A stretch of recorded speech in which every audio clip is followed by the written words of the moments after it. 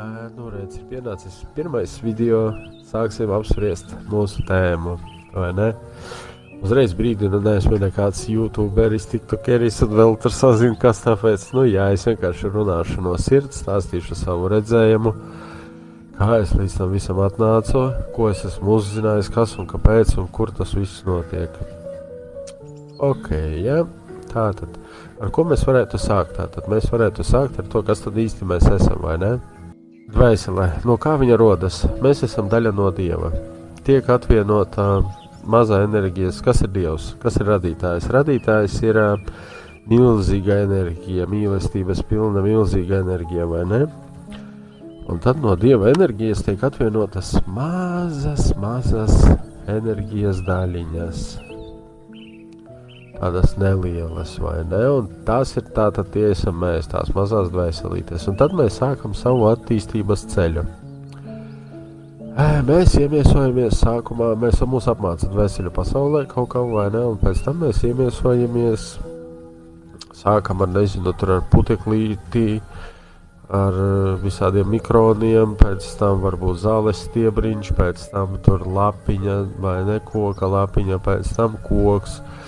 Pēc tam zivtiņa kaut kāda, pēc tam jau kaut kas lielāks, un pēc tam jau kaķītis, pēc tam arī sunītis aiziet, vai ne? Un suns teorētiski ir tā pēdējais, pirms cilvēka tātad pēdējā kolektīvā iemiesošanās. Viss iepriekšējais, kad ir dvēseļu grupas, viņas ir kolektīvās, vai ne? Viņas nav kā viss, kā viens vienums atsevišķs, ja? Un pēc tam, kad viņas iemiesojas, un pēc tam, kad viņa suns tātad ir mīlēts, vai ne? Viņš panāk to, ka ģimene viņu mīl, un viņš nonāk tādā ģimenē, un viņš pēc tam jau atnāk cilvēka ķermenī. Tā ir pirmā iemiesošanās reize. Un tad sākas mūsu pārbaudījumi. Mēs tātad paši izvēlamies augšā esot savu ķermeni, izvēlamies savu dzīves vietu, kur mēs dzīvosim, kur mēs ko darīsim, un mēs arī izvēlamies mācību stundu, kādu mēs vēlamies pārēt šajā iemiesošanās reizē, šajā izrādē, vai ne? Es saku izrādē, tāpēc, ka visas dvēseles uzskata dzīvi, ir tādu kā izrādi, jo tas viņām tā diezgan tā rēcīgs moments ir, ne viņas, bet mēs pēc fakta, vai ne? Un, tad to mācību arī mēs izvēlamies, piemēram, izdzīvot, tur tuvat cilvēka nāvi, kā piemērs, vai ne? Un kas mums ir pats galvenais, tātad mums notiek tas process, tātad mēs arī saprotam, kurš tas būs tuvais cilvēks, tāpēc, ka mums ir tā dvēseļu grupiņa, vai ne? Un tad tas mūsu tuvais cilvēks, kurš nomirst uz zemes, par kuru mēs pārdzīvojam, arī no mūsu dvēseļu grupas, un viņam tas ir arī ieplānots, ka viņš nomirst, lai dotu mums mācību tātad. Ne jau viņš tur nomirst, tāpēc, ka tur kaut kas notiek, vai kaut kāpēc, vai ne, bet, lai dotu mums mācību. Viss, kas notiek, to mēs tātad paši visu ieplānojam. Tad jau ir atkarīgs daudz kas no mums. Pēc tam iemiesojas dvēselītē tajā mazajā cilvēciņā, kurš ir mammas puncītī, vai ne? Parasti iemiesošanās notiek 4-5 mēnešu grūtniecības laikā, vai ne? Un tā līdz 5 gadu vecumā dvēselīte ceļo iekšā ārā, bet pieskata visu laiku to mazo, vai ne? Un tad viņa jau paliek mūsos iekšā, un tā viņa arī tur dzīvojas. Un tad viņi mēģina tā kā sadarboties, jo par vienu veselu kļūt, jo cilvēka smadzenē ir cilvēka smadzenē, vai ne? Viņa ir pārsvarā, sanāk tā, ka tāpēc arī ir tāds teiciens, ka cilvēka smadzenē ir mūsu ienaidnieks, vai ne? Tāpēc, ka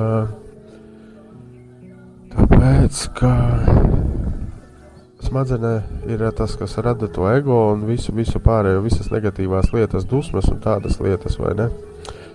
Un, un dvēselītē ir tātad jātiek ar to cilvēka smadzeni galā, un viņai ir jāsaliek visu pa plauktiņam, jāaiziet ir līdz tam saprašanai, tai apziņai, kas ir viņas mācību stunda, kas viņai tad īsti ir ieplānots, ko viņa vēlējās darīt, kas notiek te vispār, vai ne, un tad to visu iziet. Tāpat kā arī skolās mūsu sapratnē, vai ne, bērni, mazāki bērni, viņi skrien, viņi trako, viņi, ir grūti ar to koncentrēšanos ar visu, vai ne? Un tad sanāk tā, ka tās jaunākās dvēselītes ļoti bieži nepāriet savas mācību stundas, savāra kaut kādas nepatikšanas, tātad, jā, nopelna karmu, sapelna vēl tur sazin ko vai ne.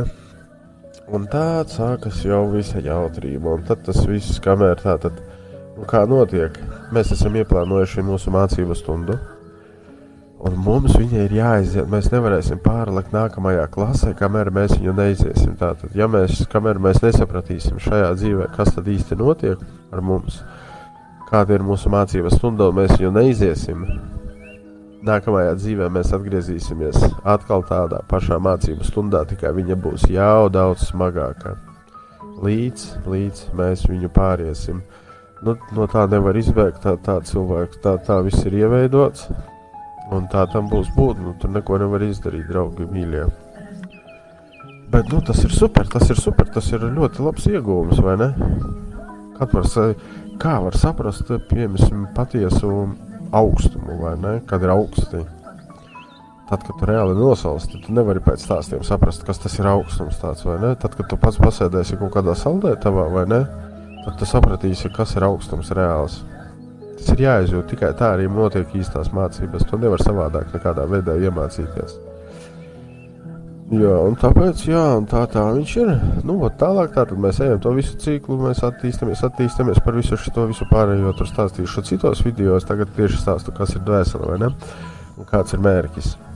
Un tātad mēs, kad pabeidzam savu iemiesošanos, tad mēs paliekam dvēseļu pasaulē, tur mēs veicam visādus uzdevumus, kļūstam paši par pavadoņiem, kļūstam par daudz ko tie, kas tur ir vajadzīgi, vai ne, tie tādi, kādi tur darbiņi ir augšā.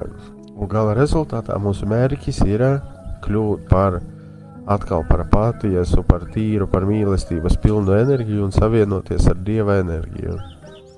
Tāds ir katras dvēseles mērķis, tātad pēc fakta mēs esam katrs Dievs, jo mēs esam atvienoti no Dieva daļiņa mazajā, un mēs vēl arī gala rezultātā līdz tam nonāksim. Mērķis, kāpēc tas tiek darīts, tātad mums atvieno mazu tādu enerģijas klācīti, vai ne, no Dieva.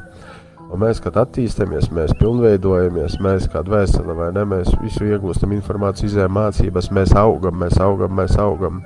Un iedomājieties, kas notiek, piemēram, ir Dievs, vai ne, viņš jau tā ir gigantisks, vai ne. Un tad, kad no viņa paņem tādu kā sērkociņu kastīti nost, vai ne, un mēs augam, nezinu, līdz fūras lielumā, nu tas, lai jums saprotamā valodā, vai ne, līdz automašīnas, vai 3 stāvu mājas lielumam, vai ne, un tad jau pievienojas ne jau tā mazais sērkociņu kastīte, vai ne, pie Dieva, bet jau tas lielā 3 stāvu māja, vai ne, pievienojas, un tad Dievs kļūst arvien, nu tātad Dievs tas ir mēs, tad mēs kļūstam arvien lielāki, un tāds tas ir, nu, gala mērķis, vai ne.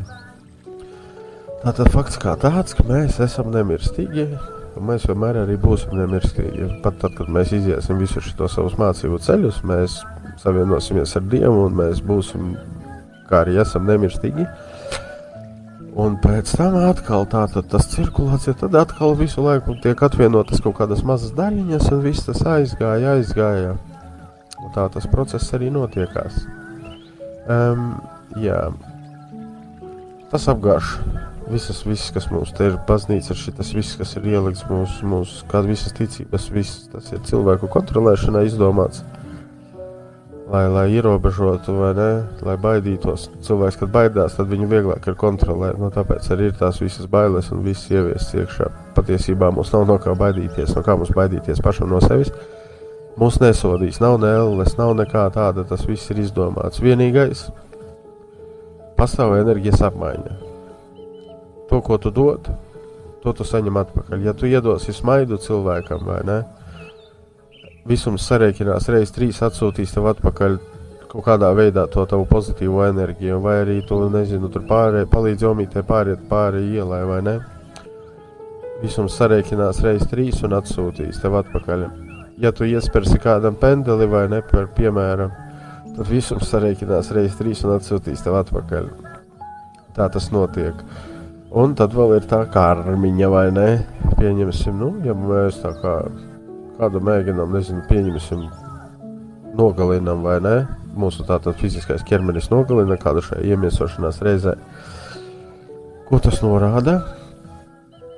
Uz ko tas norāda? Uz to, ka to cilvēku, kuru mēs nogalinājām, vai ne? Tātad nākošajā iemiesošanās reizē vai aiznākošajā nav svarīgi. Viņš mūs nogalinās atpakaļ. Tā tas strādā. Vispārējais ir ilūzija. Tā tas strādā. Ja tu kādam nocirti roku, viņš tev nocirtīs roku. Ja tu nogalinās. Ja tu apzagi, tad paņems no tevis, vai ne? No tā nevar izbēgt. Tas nav sods, tā arī ir mācība, saprotat? Tas nav sods, neviens nesoda. Mēs pat, kad atgriežamies dvēseļu pasaulē atpakaļ pēc iemiesošanās reizes, savārījuši te normālus sūdus tādus, vai ne? Cilvēks, mēs stājamies padomes priekšā, mūs neafaino tur neviens, mūs nesaka neko, tu tur to un tu tur šito savārīji vai ko. Nē, vienkārši uzdod jautājumus, kā tev šķiet, tu savu dzīvi labi pavadīji vai slikti. Maikla Ņūtona grāmatā bija ļoti labs viens gadījums aprakstīts, viens turīgs cilvēks, bija ziedojis tur labdarībai ļoti lielas summas visas dzīves garumā, un tā tur miljoniem. Un tad viņš nomira, ķermenis nomira, dvēselīte atgriezās mājās, padomes priekšā, tātad padome jautā, nu kā tev šķiet, ko tu labais izdarīji šajā dzīvē? Viņš saka, nu klausoties, es tur karoči miljonus metu ārā, un tā labdarībai bērniem, veciem cilvēkiem palīdzēja. Padome sēž un saka tādi, atceries to situāciju, kad tu gāji tur uz ielas kaut kur un sievietes meitene sēdēja pieturā raudāja. Viņš saka, nu jā, atcerējās viņš vai ne to situāciju, un tu pienāci viņai klāt, viņa apskāvi un pateica, viss būs kārtībā, neraudi, viss būs kārtībā, viss nomierināsies. Viņš saka, nu jā, atceros. Viņš saka, nu lūk, tas bija vienīgais tavs labais darbs visā tavā dzīvē. Saprotat? Tāpēc, ka tur viss uz sajūtām strādā, tur nav materiālā. Viss šitas materiālais, kas ir mūsu pasaulē, tā ir vienkārši ilūzija. Tā ir ilūzija, kura mums ir iedota, lai mēs efektīgāk izietu savu mācību. Ja nebūtu pretestības no ļaunās puses, tā tad mums nevilktu uz to pusi, būtu ļoti viegli, un tas tā nebūtu mācība, un tā tas nestrādātu, vai ne? Tāpēc lūk, ir tādas lietiņas izdomātas, un ar to mums arī ir jācīnās. Tas ir vienīgais, kas mums ir jāsaprot. Tas, ka mēs esam Dievs, mēs ejam uz gaismu, pildām savu mācību stundu, savu aicinājumu. Un ja mēs pildām savu aicinājumu, tad mums visums palīdzēs, mums Dievs palīdzēs visu pārvarēt, visu iziet, visu. Nebūs nekāda šķēršļa. Smagi. Ja ir kaut kas smagi dzīvē, tad tas ir nepareizi. Tad neiet uz turieni, tad nedauzaties ar galvu sienā un nemēģināt tikt un izsisties kaut kur cauri. Ja jūs ejat kaut kādā virzienā un ir viegli, tad tas ir viegli. Tad tas ir jūsu pareizais ceļš, vai ne? Tā, nu labi, priekš pirmā startiņa, es domāju, būs pietiekami par dvēselītēm. Lūdzu, draugi, tie, kas noklausaties, lūdzu, ko es vēlos lūgt, uzdodat jautājumus. Tas būs ļoti efektīgāk, ja mēs komunicēsim viens ar otru. Es atbildēšu uz jautājumiem ar video, tādiem pašiem video taisīšu, atbildēšu to, ko es zinu, savu skatījumu. Lūdzu, uzdodiet jautājumus, ja kaut kādā veidā sāksim komunicēt viens ar otru, jo tas tiešām ir daudz efektīgāks veids, vai ne? Un vēl man ir lūgums tāds. Lūdzu, ieliekat laiku un parakstaties uz mūsu kanālu, tāpēc, ka tas YouTube algoritms ir tāds, ka jo vairāk parakstu, tātad, jo vairāk laiku un parakstu, jo vairāk viņš tiek izplatīts tas video, vai ne? Un tad, kad man būs 50 pāraksti, tad mēs varēsim iet arī varbūt tiešajos ēteros vai ne translācijās. Tas arī būtu tā efektīgāk, varētu savādāk arī tā normālāk runāties. Tā kā mūsu mērķi šobrīd ir jāsavāk kaut kādus 50 parakstus, lai mēs varam kaut kādā veidā bīdīties uz priekšu. Jo, bez jums es nevaru neko, vajag jūsu palīdzību, lai jūs palīdzat izplatīt šā veida informāciju cilvēkiem, lai viņi dzird tie, kas ir gatavi tam visam. Ir ļoti liela daļa cilvēku, kas nav gatavi tam visam pasākumam. Tikai tāpēc, ka tā dvēselītes līmenis nav tādas attīstības, vai ne? Bet tas arī nav slikti, visam ir savs laiks. Tas viss ir labi, par to mēs runāsim arī vēlāk. Tā kā lūdzu, piesakojam, ielaikojam un komentējam, uzdodam jautājumus. Paldies jums par uzmanību un jauku visiem atlikušo vakaru.